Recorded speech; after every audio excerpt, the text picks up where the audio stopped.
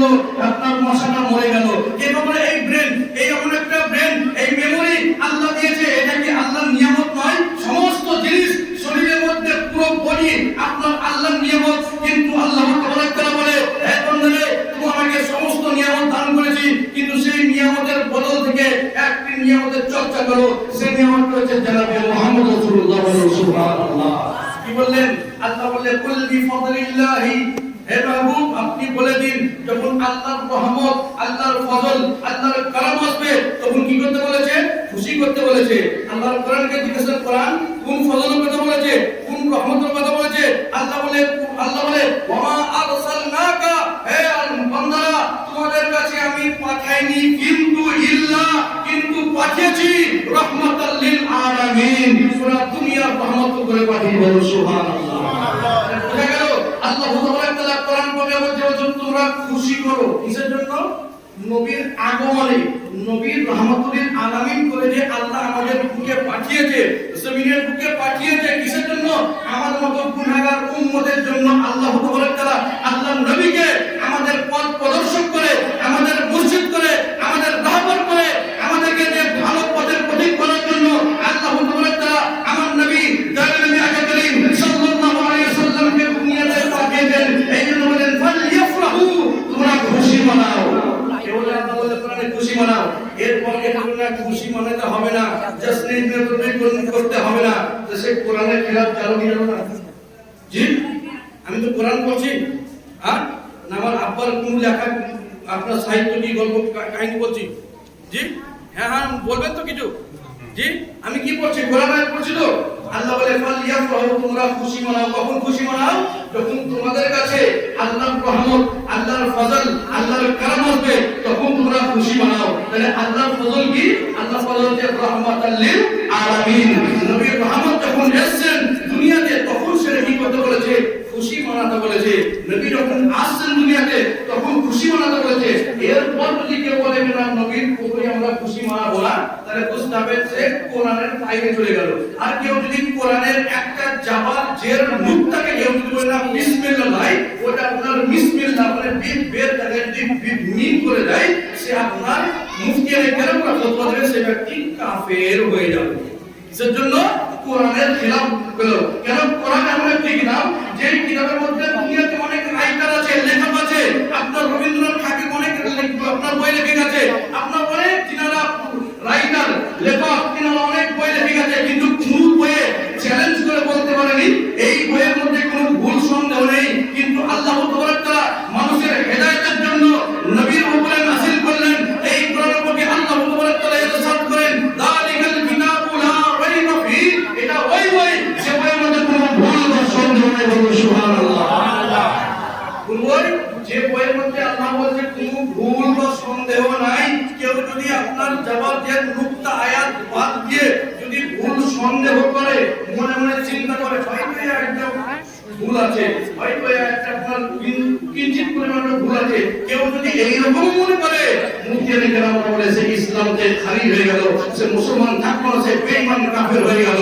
Brother, ওই কোরআনে আল্লাহ বলছে কুল বিফাদলিল্লাহি ফাবিযালিকা ফালইফরাহু।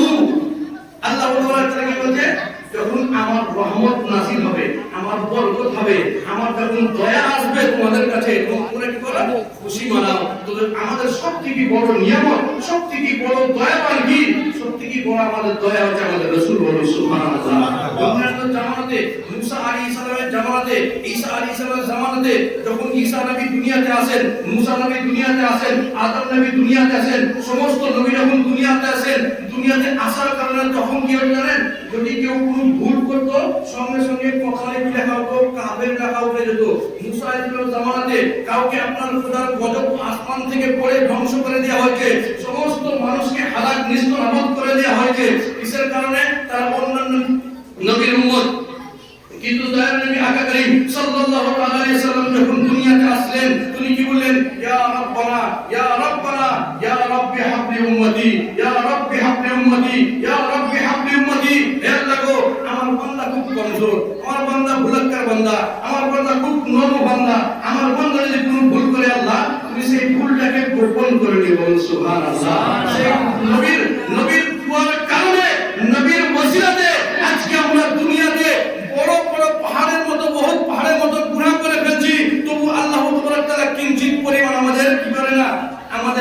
আযাব দুনিয়াতে নাযিল করে না। কিসের জন্য? ওই রাহমাতুল লিল আলামিন নবীর ওসিলাতে বলুন সুবহানাল্লাহ। তাহলে আমরা কত বড় রহমত পেয়েছি। আল্লাহ তাআলা বলছে, বান্দা তোমাকে আমি চোখ দান করেছি, এই চোখ আপনার যে ক্যামেরা যে কাজ করতে পারবে না, এই চোখ আপনার সেই কাজ করতে পারবে। আপনার যে মেমোরি কাজ করতে পারবে না, আপনার ব্রেন সেই জিনিস কাজ করতে পারবে। আপনার একটা মেশিন যে কাজ করতে পারবে না, আপনার হাত সেই কাজ করবে। আপনার একটি টায়ার যে কাজ করতে পারবে না, আপনার দুখানা পা আপনার সেই কাজ করতে পারবে। আল্লাহ বলছে তোমাকে এত রহমত এত বরকত দিয়েছি, কিন্তু সেই কোন বরকতের আমি ইহসান, এই বরকতের আমি ভালাই চাই না। কি ভালাই চাই? আল্লাহ বলে যখন আমি নবীকে দুনিয়াতে পাঠালাম তখন তার তোমরা কি করে খুশি মানা বলো সুবহানাল্লাহ। তাহলে বুঝা গেল আল্লাহ তাবারাক তাআলা কোরআন পাকের মধ্যে আরেক জায়গায় ইরশাদ করে, কুল ইন কুনতুম তুহিব্বুনাল্লাহ ফাত্তাবিউনি ইউহিব্বুকুমুল্লাহু ওয়া ইয়াগফির লাকুম যুনুবাকুম ওয়াল্লাহু গফুরুর রহিম। আল্লাহ তাবারাক তাআলা ইরশাদ করেন, হে মাহবুব আপনি বলে দিন। এখানেও আল্লাহ নবীকে ইরশাদ করে নবীকে উদ্দেশ্য করে বলে, হে মাহবুব কুল, হে মাহবুব আপনি বলে দিন, কেউ যদি আল্লাহর নৈকট্য লাভ করতে চায়, কেউ যদি আল্লাহর প্রিয় বান্দা হতে চায়, কেউ যদি আল্লাহকে ভালোবাসতে চায়, কেউ যদি আল্লাহর ওলি হতে চায়, আল্লাহর দোস্ত হতে চায়, আল্লাহর বন্ধু হতে চায়, সে কি ফাত্তাবিউনি। এখানে নি মানে হচ্ছে আমার, এখানে নি মানে আমার মুতাকাল্লিমের শেখা আছে এখানে। আল্লাহ বলেন থেকে ফাত্তাবিউনি, হে মাহবুব আপনি বলে দেন যেন আপনার ইত্তেবা করে, মানে রাসূলের ইত্তেবা করে। আমরা যদি রাসূলের ইত্তেবা করি তাহলে কিছু পাবো কি পাবো না? আপনার বাড়িতে আমি যদি কাজ করে রাজমিস্ত্রি করি, আপনি 500 টাকা আমাকে মজুরি দিবেন। আপনার বাড়িতে ধান করতে যাই, আপনি 500 টাকা মজুরি দিবেন। কিন্তু যদি আমি আপনার বাড়িতে ধান না মজুরি করতে যাই, আপনি আমাকে পয়সা দিবেন? হ্যাঁ, পয়সা দিবেন না কেন? বিনা মজুরিতে বিনা কাজে আপনাকে মজুরি দিবে না। আল্লাহ তাবারাক তাআলা জিজ্ঞাসা করে, আল্লাহ আমি যদি নবীকে ভালোবাসি কি পাবো? আমি নবীকে শুধু শুধু তো ভালোবাসবো না। প্রত্যেক মানুষ বিনা স্বার্থে কোনো কাজ করে না, করে? জি করে না। আমি এখানে সিরিজের স্বার্থ আছে। জি কি স্বার্থ? সেটা হচ্ছে জাস্ট আল্লাহ নবীর মুহাব্বত ভালোবাসা। সেটা হচ্ছে কি? আল্লাহ নবীর মুহাব্বতের ভালোবাসা। আজকে যদি আমি বয়ান করি, আজকে যদি আমি এই বয়ান করি আর এই বয়ান শুনে যদি একজন বান্দা যদি সঠিক পথের প্রতীক হয়ে যায়, ওই বান্দা কিয়ামতের দিনে আল্লাহ তাবারাক তাআলা বলবে, তুমি যখন বয়ান করেছিলে ওই বয়ান শুনে একজন বান্দা সঠিক পথের প্রতীক হয়ে গেছে, আল্লাহ যদি এটাকে কবুল করে নাই, আমাকে আল্লাহ তাবারাক তাআলা এরই ওসিলাতে আমাকে আল্লাহ জান্নাত দিবে বলে সুবহানাল্লাহ। তাহলে আমি এখানে নিশ্চয়ই কোনো উদ্দেশ্যে এসেছি নাকি? তো আল্লাহ তাবারাক তাআলা বলে কি যখন বান্দা কোনো ভালো কাজ করবে তখন তাকে কিছু ফল, তাকে মজুরি দিতে হবে। আল্লাহ কাউকে মাইনাস ছাড়ে না, কাউকে আল্লাহ তাকে কোনদিন খালি ছাড়ে না। তবে কুরকুরিন কুনতুম তুহিব্বুনাল্লাহ, হে মাহবুব আপনি বলে দিন যদি কেউ আল্লাহ তাবারাক তাআলার নৈকট্য লাভ করতে চায়, কেউ যদি আল্লাহর প্রিয় বান্দা হতে চায়, তবে কি করতে হবে? ফাত্তাবিউনি, যেন রাসূলের ইত্তেবা করে। যদি রাসূলের ইত্তেবা করে তাহলে কি পাওয়া যাবে? বলে ওয়ায়াগফির লাকুম যুনুবাকুম, আল্লাহ বলে তোমাদের গুনাহকে maaf করে দেবে সুবহানাল্লাহ। এটা ফ্রি লাইফ। নবীকে মনে মনে ভালোবাসলাম, নবীর প্রতি দরুদ পড়লাম, নবীর প্রতি ভালোবাসা আমি মনে মনে করলাম, আল্লাহ ফ্রি গুনাহ মিটিয়ে দেবে। এটা ফ্রি হলো না? জি ফ্রি হলো কি হলো না? আমার কষ্ট করতে হলো। আমি দরুদ পড়ি কষ্ট হবে? জি নবীর প্রতি দরুদ পড়ি কষ্ট হবে? কষ্ট হবে না। কেন? মুখে মুখে আমি পড়বো। আপনি মুখে মুখে যখন গান করছেন, ওই গানটা বাদ দিয়ে আপনি দরুদ পড়েন। আপনি মুখে মুখে কারোর সঙ্গে যখন টাইম পাস করছেন, টাইম পাসটা বাদ দিয়ে আপনি 10 বার দরুদ শরীফ পড়েন। আপনি কারোর সঙ্গে আপনি দোকানে মুড়ে আড্ডা মেরে যখন আপনি বক্তব্য দিচ্ছেন, সেই বক্তব্যটা না দিয়ে আপনি টাইম বের করে রাসূলের প্রতি দরুদ পড়েন, আপনার কিঞ্চিত পরিমাণ কোনো আপনার কষ্ট দুঃখ হবে না। তবে সেটা করলে কি আর ভালো হবে? আল্লাহ বলছে ওয়ায়াগফির লাকুম যুনুবাকুম, আল্লাহ তাবারাক তাআলা তোমাদের গুনাহকে maaf করে দিবে। ওয়াল্লাহু গফুরুর রহিম, নিশ্চয়ই আল্লাহ দয়াবান ক্ষমাশীল বলে সুবহানাল্লাহ। তাহলে বোঝা গেল কোরআন পাকে আল্লাহ বলছেন নবীর জন্মদিন, নবী যখন আসবে দুনিয়াতে তখন কি করো? খুশি মানাও। আল্লাহ বলছে কিনা? এটা আমার কথা। জি আমার কথা মানবেন? আমার কথা মানবেন না, কোরআনকে জিজ্ঞাসা করুন। ওই কারণে বলা হয়েছে যে তালিবুল ইলমে ফরিদাতুন, ফরজ করা হয়েছে ইলম তলব করা, ইলম শিক্ষা করা, ইলম জ্ঞান অর্জন করা ফরজ করা। যে কিসের জন্য? আপনাকে জানতে বলা হয়েছে কোন জিনিসটা হারাম, কোন জিনিসটা হালাল, কোন জিনিসটা জায়েজ, কোন জিনিসটা নাজায়েজ, কোন জিনিসটা মাকরুহ, কোন জিনিসটা মাকরুহ তানজিহ, কোন জিনিসটা মাকরুহ তাহরিমি, আপনাকে জানতে বলা হয়েছে। ওই কারণে যে ইলম তলব করেন, ইলম জ্ঞান সঞ্চয় করেন, কি মাদ্রাসায় যেতে হবে, ইউনিভার্সিটি যেতে হবে, আপনাকে বলেনি কিনা কোনো স্কুলে যেতে হবে, আপনি সেই ইলম জ্ঞানটা মসজিদের মক্তবখানাতেও শিখতে পারেন, ইমাম সাহেবের কাছে শিখতে পারেন, কোনো একটা মৌলানার কাছে গিয়ে আপনি শিখতে পারেন, কিন্তু আপনার প্রতি ফরজ করা হয়েছে যেন আপনি ইলম জ্ঞান আপনি অর্জন করেন, শিখেন। কেন? কারণ হচ্ছে আপনি বুঝতে পারবেন এই জিনিসটা আমার জন্য হালাল নয়, এই জিনিসটা আমার জন্য হারাম নয়, এই জিনিসটা আমার জন্য মাকরুহ, এই জিনিসটা আমার জন্য মাকরুহ তাহরিমি, এই জিনিসটা আমার জন্য নাজায়েজ এবং হারাম। আপনি যখন বুঝতে পারবেন তখন আপনি সমস্ত খারাপ কাজ থেকে আপনি কি করবেন? বিরত রাখবেন, দূরে রাখবেন। ওই জন্য আল্লাহ তাআলা বলছে, হে মাহবুব আপনি বলে দিন কেউ যদি আল্লাহর নৈকট্য লাভ করতে চায়, আল্লাহ তো বলতে পারতো ডাইরেক্ট আমাকে ভালোবাসো, জি আল্লাহ বলতে পারতো না? হ্যাঁ, এটা আল্লাহর বিধান।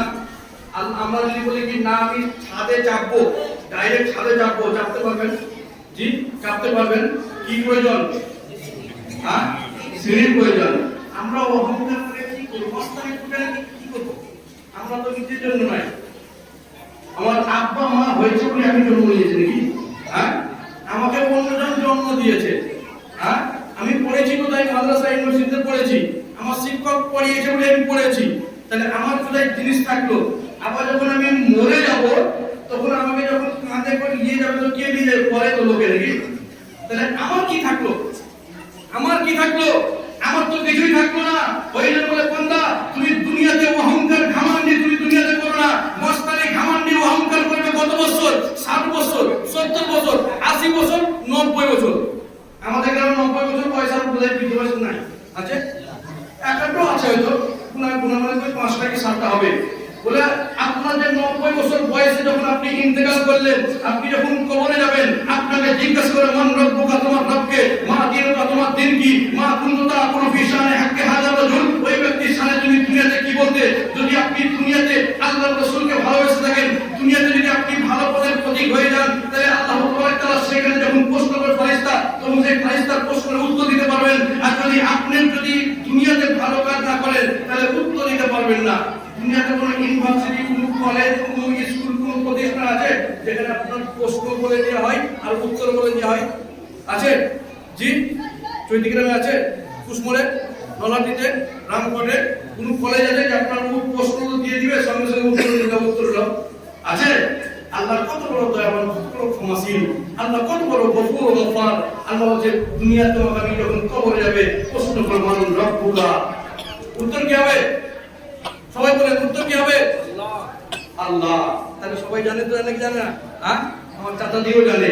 যখন জিজ্ঞাসা করে মা দিনুকা, তোমার দিন কি, উত্তর কি হবে? ইসলাম। তাহলে সবাই তো জানেন নাকি? তাহলে আরেকটা প্রশ্ন করে মা কুনতা তাকুন ফি শানে হাক্কে হাজার রাজুল, ফেরেশতা জিজ্ঞাসা করবে এই ব্যক্তির শানে দুনিয়াতে তুমি কি বলতে? কোন ব্যক্তির শানে? আল্লাহ রাসূল কবরে হাজির থাকবে, হাজির নাজির থাকবে, সেই ব্যক্তি আল্লাহ রাসূলকে আপনার ইশারা করে বলা হবে মা কুনতা তাকুলু ফি শানে হাক্কি হাজার রাজুল, ওই ব্যক্তির শানে তুমি দুনিয়াতে কি বলতে? আপনি যদি দুনিয়াতে ইয়া নবী সালাম আলাইকা যদি করে থাকেন, দুনিয়াতে যদি আল্লাহুম্মা সাল্লি আলা করে থাকেন, দুনিয়াতে যদি আপনি নবীর প্রতি দরুদ করে থাকেন, দুনিয়াতে যদি আপনার অন্তরে যদি আপনার নবীর ভালোবাসা মহব্বত থাকে, যদি দুনিয়াতে আপনি নবীর ঈদ মিলাদুন নবীতে যদি খুশি মনে করে থাকেন, খুশি মানিয়ে থাকেন, তবে কবরে সেদিন উত্তর দেবেন ইনি হচ্ছেন মুহাম্মদ রাসূলুল্লাহ সাল্লাল্লাহু আলাইহি ওয়াসাল্লাম। একটা ছোট্ট হাদিস বলি। আল্লাহ নবী সাল্লাল্লাহু আলাইহি ওয়াসাল্লাম বলেন, আন-নবী হুরায়রা قال قال রাসূলুল্লাহ সাল্লাল্লাহু আলাইহি ওয়াসাল্লাম লা ইউমিনু আহাদুকুম হাত্তা আকুনা হাব্বা ইলাইহি মিন ওয়ালিদিহি ওয়া ওয়ালাদিহি ওয়ান নাসি আজমাইন। সুবহানাল্লাহ। আবু হুরায়রা রাদিয়াল্লাহু তাআলা আনহু বর্ণিত করেন, বুখারী শরীফ হাদিস, 200 হাদিস, বুখারী শরীফের ইমাম বুখারীর লেখা হাদিস। ইমাম বুখারীর প্রচারে ইমাম বুখারী রাহমাতুল্লাহ আলাইহি 6 লক্ষ হাদিস ওনার মুখস্থ ছিল। সুবহানাল্লাহ। বড় হাদিস মুখস্থ ছিল 6 লক্ষ হাদিসের হাফেজ ছিলেন ইমাম বুখারী রাহমাতুল্লাহ আলাইহি। কিন্তু বুখারী শরীফের মধ্যে মাত্র 2000 কত হাদিস লিখেছেন। কারণ কি? কারণ হচ্ছে ইমাম বুখারী রাহমাতুল্লাহ আলাইহি বয়স বেশি পাননি, ওই জন্য আপনার হাদিস লেখা হয়নি। কিভাবে লিখেছেন? ইমাম বুখারী বলেন আমি যখন হাদিস লিখতাম জমজমের পানিতে আমি গোসল করতাম, গোসল করার পর উযু করতাম, উযু করার পর আমি দুই রাকাত নফল নামাজ পড়তাম, নফল নামাজ পড়ার পর আমি রাসূলের রওজার কাছে বসে আমি মুরাকাবাতে মানে ধ্যানে বসতাম, ধ্যানে বসার পর আমি ধ্যানের মাধ্যমে আল্লাহর রাসূলকে জিজ্ঞাসা করতাম, ইয়া রাসূলুল্লাহ, ইয়া হাবিবাল্লাহ, ফিদাক আবি ওয়া উম্মি ইয়া রাসূলুল্লাহ, আপনার পদতলে আমার আব্বা আম্মা কুরবান হোক ইয়া রাসূলুল্লাহ। এই হাদিসটা কি আপনি বয়ান করেছেন যখন আল্লাহর রাসূলের কবর থেকে, যখন মুরাকাবা অবস্থায়, যখন ধ্যানে থাকা অবস্থায়, যখন ইমাম বুখারীকে ইশারা করা হতো, ইমাম বুখারী, হ্যাঁ এটা আমি হাদিসটা বয়ান করেছি, তখন ইমাম বুখারী উঠতেন, তারপর লিখতেন হাদিসটা। বলুন সুবহানাল্লাহ। ওই ইমাম বুখারী বলে, আপনার ইমাম বুখারী লা ইউমিনু আহাদুকুম হাত্তা আকুনা হাব্বা ইলাইহি মিন ওয়ালিদিহি ওয়া ওয়ালাদিহি ওয়ান নাসি আজমাইন। বলুন সুবহানাল্লাহ। ইমাম বুখারী বলে যতক্ষণ পর্যন্ত তোমরা পূর্ণ মুমিন হবে না, যতক্ষণ পর্যন্ত নিজের বাপ, নিজের মা, নিজের আওলাদ, নিজের সন্তান, নিজের ধন দৌলত থেকে রাসূলকে না ভালোবাসবে, ততক্ষণ পর্যন্ত পূর্ণ মুমিন হবে না। বলুন সুবহানাল্লাহ। আল্লাহ কোরআনে বলছে যে আমাকে পেতে গেলে নবীর ইত্তেবা করো, নবীকে ভালোবাসো। আল্লাহ কোরআনে বলছে কি যখন আল্লাহ বলছে, যখন কোরআনে বলছে আল্লাহ যখন নবী দুনিয়াতে আসবে, দুনিয়াতে আসার কারণে যখন তোমাদের কাছে রহমত পাবে তোমরা খুশি মানাও। হাদিস পাকের নবী ইরশাদ করছেন, তোমরা যতক্ষণ পর্যন্ত আমাকে বেশি না ভালোবাসবে ততক্ষণ পর্যন্ত পূর্ণ মুমিন হবে না। এতগুলো দলিল পাওয়ার পরও কেউ যদি বলে নবী আমাদের মতো, তাহলে বুঝতে হবে তার ব্রেনটা কি আছে, ব্রেনের দোষ আছে। অর্থাৎ তার জন্মের মধ্যে কোনো ত্রুটি আছে, হয়তো ব্রেন দোষ আছে, জন্মের মধ্যে ত্রুটি আছে। আল্লাহ নবী সাল্লাল্লাহু আলাইহি ওয়াসাল্লাম যখন মিরাজে যান, কোথায় মিরাজে যান, আল্লাহ নবী জিবরিল আমিনকে জিজ্ঞাসা করে, জিবরিল তুমি দুনিয়াটা কিভাবে দেখো? জিবরিল আমিন বলে, ওয়াল্লাহি রাআইতু হাব্বাতি মিসলে হাব্বাতিন ইয়াদি। জিবরিল আমিন বলে আমি সরিষার দানা হাতের তালুর মধ্যে যেরকম দেখি, আমি আসমান সাত জমিনকে গোটা দুনিয়া থেকে ওইভাবে দেখি। বলুন সুবহানাল্লাহ। জিবরিল আমিনের পাওয়ার নাই, ক্ষমতা নাই, কত বড় ক্ষমতা জিবরিল আমিন ফেরেশতা। ওই জিবরিল আমিন যখন আল্লাহ নবী যখন মিরাজে যান, যখন মিরাজে যাওয়ার পর যখন জিবরিল যখন ঠিক আপনার বর্ডার আসলো, বর্ডার পর যখন বলছে আগে চলো, কিন্তু আমাদের পাসপোর্ট ভিসা নাই, কি নাই? পাসপোর্ট ভিসা নাই। এবার যদি আগে চলে যাই তাহলে আমাকে পুলিশে ধরবে, গ্রেফতার করবে। জি, পাসপোর্ট ভিসা দ্বারা আপনি অন্য কান্ট্রি যেতে পারবেন? বিনা পাসপোর্ট বিনা ভিসাতে অন্য কান্ট্রি যেতে পারবেন না। জিবরিল আমিনকে বলে, জিবরিল চলো আগে। বলে ইয়া রাসূলুল্লাহ হাবিবাল্লাহ, এক চুল পরিমাণ যদি আমি আগে চলে যাই আল্লাহর নূরের তাজাল্লিতে আমি জ্বলে পুড়ে ছাই হয়ে যাব। সুবহানাল্লাহ। ওকে জিবরিল আমিন বলে আপনার হাকিকতকে আমি জানতে পারলাম না, এবং আল্লাহ নবী বলে হে জিবরিল তুমি এখন পর্যন্ত লা তারফতানি বি হাকিকতি, হে জিবরিল তুমি আমার হাকিকতকে জানতে পারো না। তো যে জিবরিল গোটা সাত আসমানকে সাত জমিনকে সরিষার দানার মতো হাতের তালুতে দেখে, সে জিবরিল বলে ইয়া রাসূলুল্লাহ আপনার হাকিকত আমি, আপনার যে আসল পরিচয় আমি জানতে পারিনি। এখনকার মানুষ যদি বলে কেন নবী আমাদের মধ্যে ছিল, তো সে মূর্খ হবে না? ব্রেন দোষ আছে কি হবে না? জি, তাহলে বুঝা যাবে সে একদম পাক্কা মূর্খ। সে আপনার মূর্খ দুই রকম হয়, একটা হচ্ছে শিক্ষিত মূর্খ, একটা হয় আপনার যে মূর্খ। যে পড়ালেখা জানে সে একটা মূর্খ, একটা হচ্ছে বেশি পড়ে নিলে আপনার যে ব্রেন আপনার হ্যাক হয়ে যায়, ব্রেন আপনার যদি ক্র্যাক হয়ে যায়, ব্রেনের দোষ হয়ে যায়, সে আপনার যখন ভুলভাল করবে। দেখুন আপনার যারা কি খায়, দুনিয়া খেলবো, এই দুনিয়াটা রাজ্যটা আমার বলে কি বলে না, রাস্তায় দেখবেন ঘুরে বেড়াই, হ্যাঁ, তো তাদের কি ব্রেন যখন থাকে না তখন সেভাবে কথা বলে। তো আল্লাহ নবী সাল্লাল্লাহু আলাইহি ওয়াসাল্লাম দুনিয়াতে এসেছেন, আল্লাহ বলছে যখন দুনিয়াতে এসেছে তোমাকে যখন রহমত ফজল কারণ দিয়েছি, তখন তোমরা কি করো? তখন তোমরা আমার নিয়ামতের চর্চা করো, তখন তোমরা খুশি মানাও। আর খুশি মানালে আল্লাহ তাআলা কি করবে? আল্লাহ বলছে কেউ যদি নবীর ইত্তেবা করে, নবীর পায়রাবি করে, তবে আল্লাহ তাআলা আমার সমস্ত গুনাহকে মাফ করে। বলুন সুবহানাল্লাহ। আল্লাহ তাআলা কোরআন থেকে আয়াতে কারিমা তেলাওয়াত করেছি। আল্লাহ তাআলা ইরশাদ করেন, কুল বিফদলিল্লাহি ওয়া রাহমাতিহি ফালিযালিকা ফালইফরাহু। আল্লাহ তাআলা ইরশাদ করেন, হে দুনিয়ার বান্দারা, দুনিয়ার মানুষরা, শুনে নাও, যখন আমি আল্লাহ তোমাদের কাছে রহমত, তোমাদের কাছে খাস ফজল, খাস রহমত নাযিল করব, তখন তোমরা কি করো? তখন তোমরা খুশি মানাও। বলুন সুবহানাল্লাহ। হাদিসে কুদসি বয়ান করি, আল্লাহ নবী সাল্লাল্লাহু আলাইহি ওয়াসাল্লাম হাদিসে কুদসির মধ্যে সাবগুলোর হাদিসে কুদসি হচ্ছে যেটা আল্লাহর কালাম বয়ান করেন নবী মুস্তাফা সাল্লাল্লাহু আলাইহি ওয়াসাল্লাম, আর হাদিস বলা হয় যেটা নবীর হাদিস বয়ান করেন সাহাবী কিরামরা, ওকে বলা হয় হাদিস। আর হাদিসে কুদসি যেটা স্বয়ং আল্লাহর কথা বয়ান করেন নবী মুস্তাফা সাল্লাল্লাহু আলাইহি ওয়াসাল্লাম বয়ান করেন, ওই হাদিসে কুদসির মধ্যে আল্লাহ তাআলা আল্লাহ নবী সাল্লাল্লাহু আলাইহি ওয়াসাল্লাম ইরশাদ করেছেন যে আল্লাহ তাআলা কি করলেন যখন আদম আলাইহিস সালামকে তৈরি করলেন, একবার বলুন শুকর তাআলা আগে বলুন আল্লাহুম্মা সাল্লি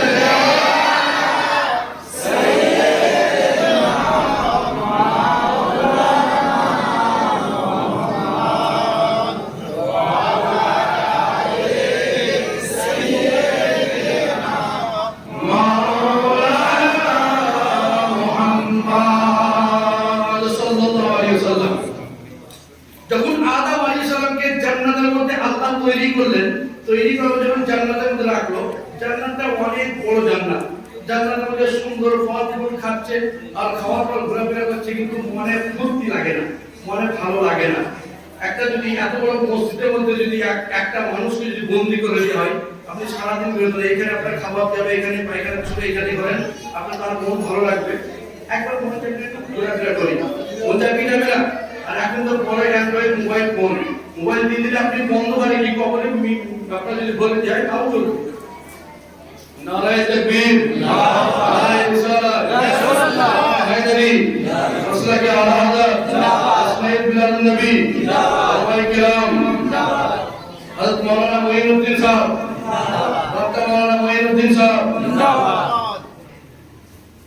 তো আদম আলাইহিস সালামকে যখন তৈরি করা হলো, তৈরি করার পর যখন জান্নাতে রাখা হলো, জান্নাতে রাখার পর আদম আলাইহিস সালাম যখন জান্নাতে আছেন, মন খুশি লাগে না, মন ভালো লাগে না, মন ভালো না লাগার কারণে আল্লাহ তাআলা কি করলেন, আপনার সাইয়েদনা আদম আলাইহিস সালাম পায়ে পাঁচটি পায়ে কেলা হাত দিয়ে, এই কেলা বেঁকা হাত দিয়ে কি করলেন, মা হাওয়া রাদিয়াল্লাহু তাআলা আনহাকে তৈরি করে বলুন সুবহানাল্লাহ। তৈরি করার পর সুন্দর রমণী, উপর রমণী আপনার শুয়ে আছে। আদম আলাইহিস সালাম যখন ঘুম থেকে ওঠার পর, যখন জান্নাতের মধ্যে শুয়েছিলেন, ঘুম ভাঙার পর যখন দেখছে সুন্দর রমণী, আপনার প্রত্যেক ছেলের খাইশ হবে একটা মেয়েকে আমি স্পর্শ করি, তাই হবে না, প্রত্যেক ছেলের খাইশ ইচ্ছা এটা।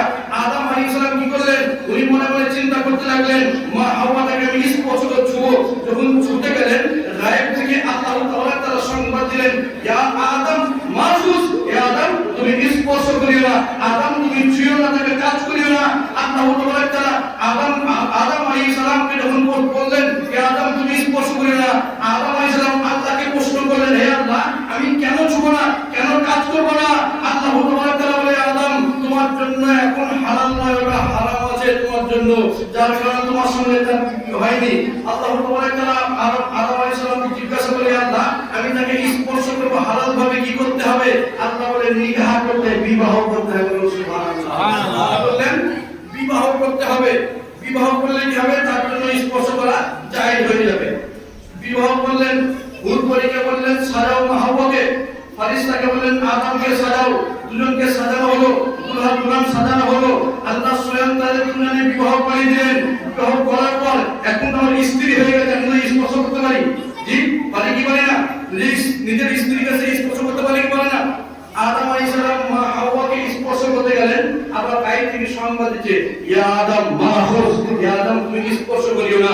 আদম আলাইহিস সালাম গায়ে গেলেন, হাত টেনে নিলেন, তারপর আবার ফরিয়াদ করলেন, হে রব্বানা ইয়া রব্বুল আলামিন, এতক্ষণ পর্যন্ত পর মহিলা ছিল, আমার জন্য জায়েজ ছিল না, হারাম ছিল, এখন তো আমি নিকাহ করেছি, বিবাহ করেছি, আমি তাকে শাদী করেছি, বিয়ে করেছি, এখন তো আমার জন্য জায়েজ হয়ে গেছে। আল্লাহ তাআলা বলে, হে আদম তুমি তের মোহর আদায় করনি, তোমার জন্য এখনো জায়েজ নাই। কি বললেন? তুমি তের মোহর আদায় করনি, তোমার জন্য এখনো জায়েজ নাই। এটা হাদিসে কুদসি পড়ছি আমি। কি বললেন? বললেন তের মোহর আদায় করি, তুমি তের মোহর। আল্লাহ তাআলাকে বললেন, আদম বললেন, হে আল্লাহ আমার কাছে নাই টাকা, নাই সোনা, নাই চাঁদি, নাই পয়সা, আমি কিভাবে সেখানে হাওয়াকে কিভাবে আমি তের মোহর আদায় দেব? কোন জিনিসটা দিলে আমি তের মোহর আমার পরিশোধ হবে? আল্লাহ তাআলা বলে, হে নবী আদম, তুমি তোমার আগে যে নবীকে আমি তৈরি করেছি, নবী মুহাম্মদ রাসূলুল্লাহ সাল্লাল্লাহু আলাইহি ওয়াসাল্লামের প্রতি